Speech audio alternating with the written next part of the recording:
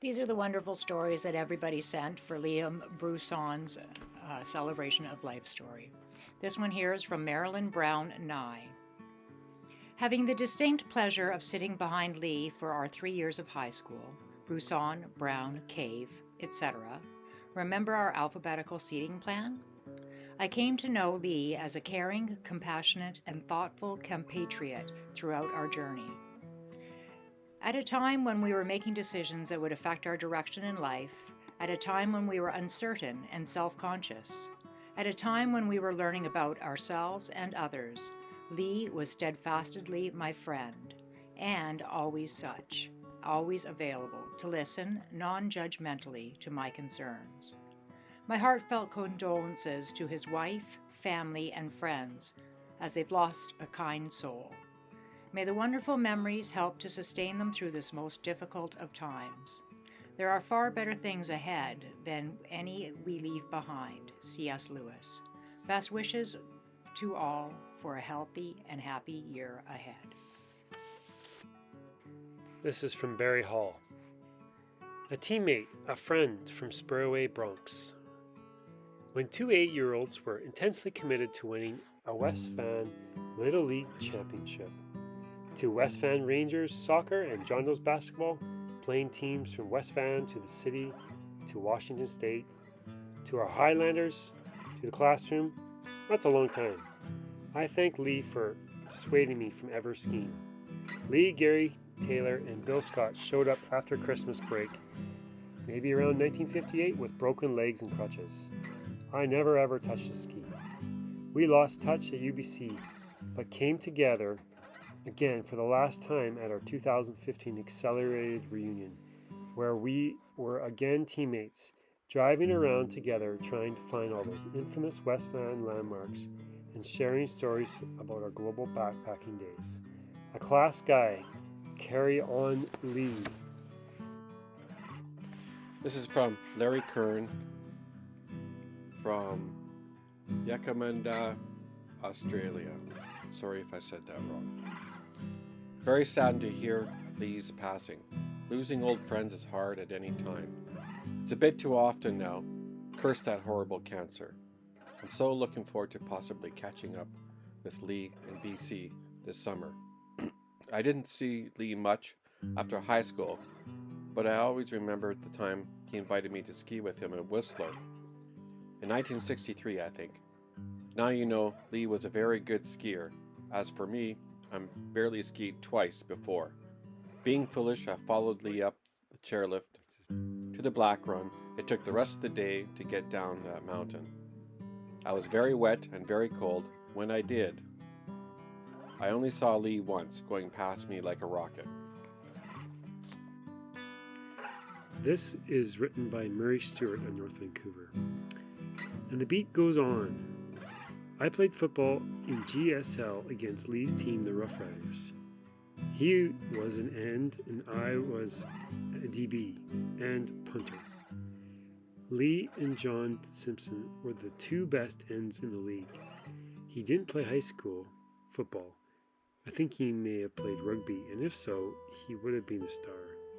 I lost track of him until we ran into each other at the Prince George Airport in the late 1970s. He was teaching school somewhere in the interior. Never saw him again. Often wondered about him. Now he's gone, along with many other West Van grads. I found this photo from early sporting days with Leigh.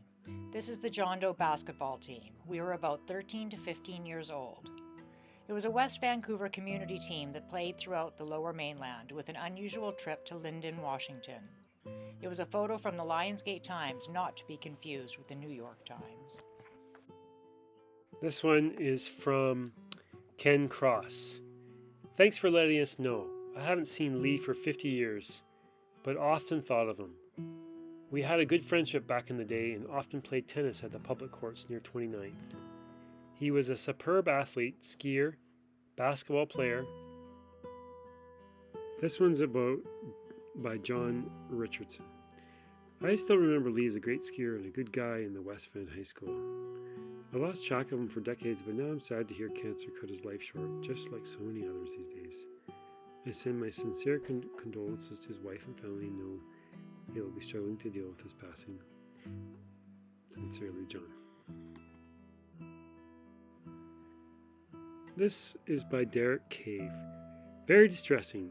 A very nice, gentle guy, smart, friendly, athletic, and handsome. My condolences to his family. This one's by Jim White. Over the past few months, Leigh and I have reconnected from our high school days, chatting on the phone. We discovered that we had done similar things in different places. We reflected on activities, shared values, and experiences. There was this guy in Gordon Sturridge football who played tight end, ran clever routes, and scored many touchdowns. Seasons change, and the same fellow would be present on the basketball court producing nothing but net.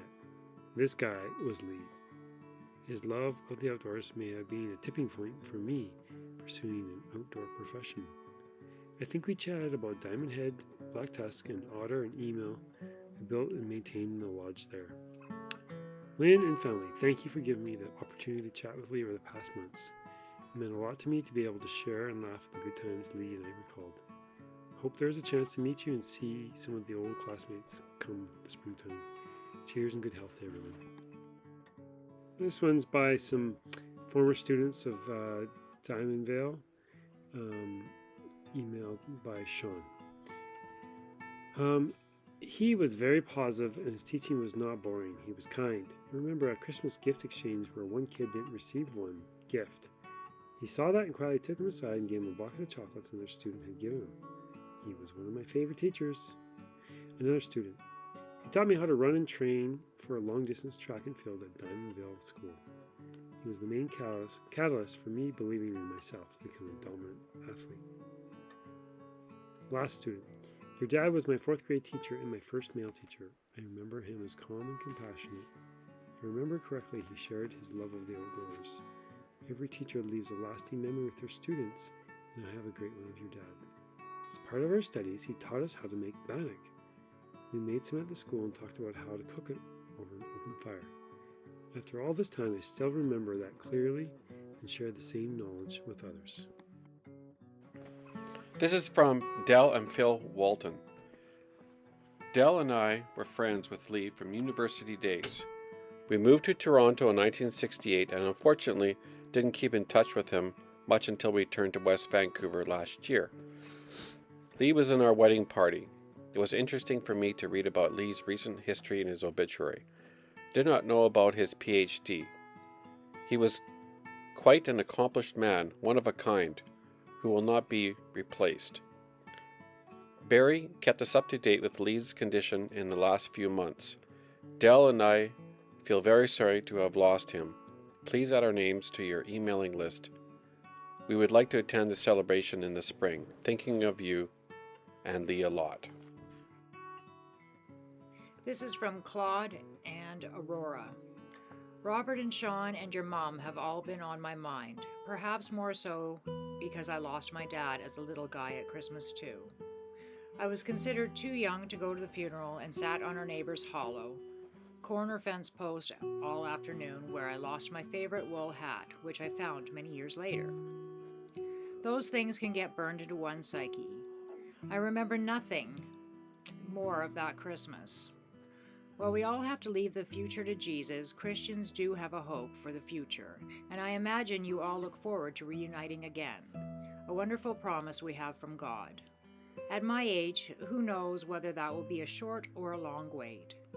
My last memory of Leigh was of all of us standing in our driveway and Leigh suggesting we pray for our non-Christian neighbors, a memory I cherish. We trust the Lord in spite of hardships, things in this life we can't avoid. I do believe we are in end times. We just returned from a Caribbean cruise in Florida with 10 of Aurora's kids. A very happy experience. But I'm feeling a bit ill now and can't do much more than emails. Yes, I would like to live stream the service, and I appreciate it very much if you could send me instructions. This is from Bob Rolston. I have known Leigh for over 60 years. I was a good athlete, but Leigh was a great athlete. We played together in West Vancouver on various teams, including basketball, rugby, football, volleyball, and tennis. Being left-handed, he was very hard on my backhand in tennis and skied at levels I could only dream of. More importantly, he loved Jesus. We both became Christians in 1960 at Young Life's Camp Malibu. But before he left for the interior, we joined a weekly fellowship group starting in 1960. He was very strong, as an example. We would hike up to the meadows of Garibaldi Park. I took 4 hours, Leigh 2.5 hours. This used to make me mad. In any event, he was one of my best friends. About 2 days before he left, I said a prayer. I asked that Leigh be our forerunner to meet Jesus. We would follow in some years to come. His first place finish was typical. He was and is a winner. God bless Leigh, his family, and many friends. This is from Andrew Spray. Very sad news indeed. My last contact with Leigh was many years ago, but I had great respect for him and all that he contributed to West Vancouver and beyond. My condolences to his family. As most of us approach 80, such news will happen to us all often. I'm reminded of the losses of John Fulks, John Furberg, David Simmons, Stuart Somerville, and Alan Yakura, all who passed away too many years ago.